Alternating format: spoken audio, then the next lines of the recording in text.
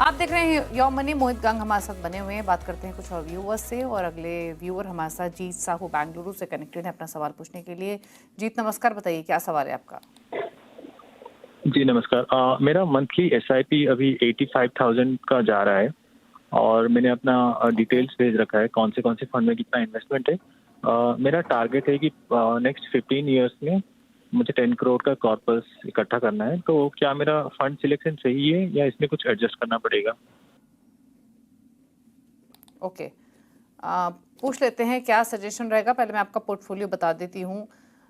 मोहित को इनके पास पराग पारिक फ्लेक्सी कैप है 20,000 per month, 10,000 per month ICICI pro large and mid cap, 5,000 per month SBI contra, then again 10,000 ई 4 funds में डाल रहे हैं, जिसमें quant small cap, quant multi asset, bank of India short term income और Motilal Oswal mid cap है। Total SIP इनके 85,000 के आसपास के 15 ईयर्स में 10 करोड़ का टारगेट है। एक चीज़ और जीत, आपने कब शुरू किया ये इन्वेस्टमेंट और पोर्टफोलियो की कोई वैल्यू है क्या अभी? हाँ, पोर्टफोलियो का करंट वैल्यू अराउंड 16 लाख है और मैंने ये 3 साल पहले शुरू किया था।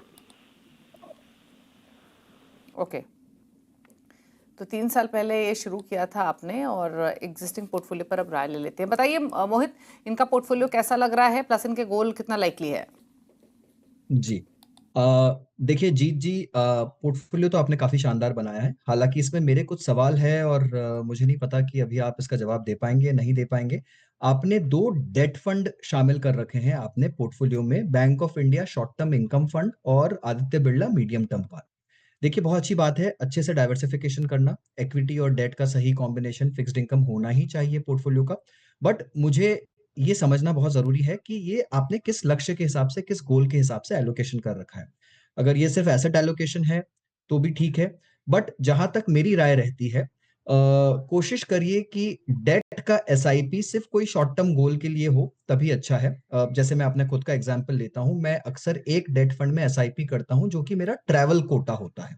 मुझे पता है कि अगले साल मुझे कोई एक ट्रैवल करना है, उसके लिए मुझे व्हाटएवर 3 से 5 लाख रुपए जमा करने होंगे, ताकि ट्रैवल में समय मुझे एक साथ में रिडेम्पशन ना करना पड़े, तो उसके लिए मैं एक शॉर्ट टर्म डेट फंड में एसआईपी करता हूँ अक्सर, राइट? तो जब तक मुझे आपका गोल नहीं समझ में आता, मुझे इस एसआईपी का कारण नहीं समझ में आएगा। जितना हो सके कोशिश करिए कि डेट में आप लंप सम निवेश करिए, बिकॉज़ वहाँ पर रिस्क इक्विटी की मात्रा में रिलेटिवली कम होता है, अनलेस आप डेट में कोई बहुत ही अग्रेसिव कैटेगरी चुनाव कर रहे हैं। यहाँ पर आपने शॉर्ट टर्म और मीडियम टर्म फंड ले रखा है, जो कि बहुत रिस्की नहीं है।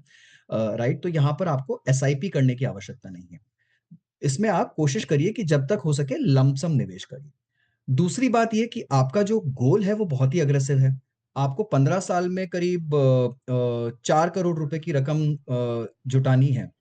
सॉरी 10 करोड़ की रकम जुटानी है आपको, तो उसके लिहाज से आपको पोर्टफोलियो को एग्रेसिव स्वरूप देना पड़ेगा, यानी थोड़ा-सा और इक्विटी का टिल्ट देना पड़ेगा, राइट? अगर 85,000 रुपए की आपकी मैं एसआईपी लूँ, तो वो 15 साल में 12% की रेट से बढ़कर कुछ 4 करोड़ के आसपास पहुँचेगी। अगर आपको ये रकम 10 करोड़ तक ले जानी है, तो आपको अपनी एसआईपी की रकम को 2,10,000 पर ले जाना होगा, या फिर करंट माहौल में 1,20,000 पर ले जाकर उसपे 10% का सालाना स्टेप अप लगाना होगा, तब आप अपने 10 करोड़ के लक्ष्य को हासिल कर पाएँगे। तो देखिए, सबसे पहले तो आप अच्छे से असेस करिए कि क्या आपको डेट फंड की आवश्यकता है अपने पोर्टफोलियो में? और है तो क्या आपका जो फिक्स्ड इनकम एलोकेशन है वो आपका पीएफ, पीपीएफ, एफडीज़ कहीं वहाँ से पूरा हो रहा है, कितना हो रहा है, नहीं हो रहा है? उस हिसाब से आप अपने डेट का एलोकेशन करिए। इक्विटी स्कीम्स का जहाँ तक सवाल है, आपके पोर्टफोलियो में एलोकेशन काफ़ी अच्छा है, स्कीम काफ़ी आपने अच्छी ले रखी है, तो वहाँ पर कोई बदलाव की ज़्यादा आवश्यकता नहीं है। हाँ, बस एक जो नॉर्मल सी बात है जो मैं सभी को बोल रहा हूँ कि लार्ज कैप को इग्नोर मत करिए। अपने पोर्टफोलियो में एक अच्छा पैसिव निफ्टी 50 इंडेक्स फंड शामिल कर लीजिए। जब भी एसआईपी बढ़ाएँ, आप ज़रूर से एक निफ्टी 50 इंडेक्स फंड में एसआईपी शुरू कर दीजिए, otherwise the portfolio is overall okay. चलिए, तो सलाह दी गई है आपके पोर्टफोलियो को लेकर, अकॉर्डिंगली आप बदलाव कर सकते हैं। इंडेक्स फंड ऐड करने की सलाह दी गई है, और आपके बाकी फंड्स पर भी डाइवर्सिफाइड पोर्टफोलियो है, इन्वेस्टेड रहिए। बस फिक्स्ड इनकम में जो भी आपका एक्सपोजर आप करें, वो बेहतर स्ट्रैटेजी होती है। यही बातें आपको बताई गई हैं आपके पोर्टफोलियो पर। लेकिन चलिए अब पूछ लेते हैं मोहित के टॉप 4 फंड्स उन तमाम व्यूअर्स के लिए जो लॉन्ग टर्म के हिसाब से एक नया पोर्टफोलियो क्रिएट करना चाहते हैं। बताइए मोहित, आपकी चॉइसेस क्या हैं? जी, दीपाली जी, इस बार मैं एक पूरे एक्टिव पोर्टफोलियो के साथ जा रहा हूँ। टॉप 4 चॉइसेस रहेंगी: DSP top 100 fund, Invesco large and mid cap fund, Edelweiss mid cap fund और बंधन स्मॉल कैप फंड। नया फाइनेंशियल ईयर, कुछ नई चॉइसेस। चलिए, तो ये रहे मोहित के टॉप 4 फंड्स आपकी स्क्रीन पर। थैंक यू मोहित शो में आने के लिए, सभी क्वेरीज को आंसर करने के साथ साथ ये चॉइसेस भी शेयर करने के लिए। इसी के साथ योर मनी में तो इतना ही। ब्रेकफास्ट पर भी खबरें जारी हैं CNBC आवाज पर।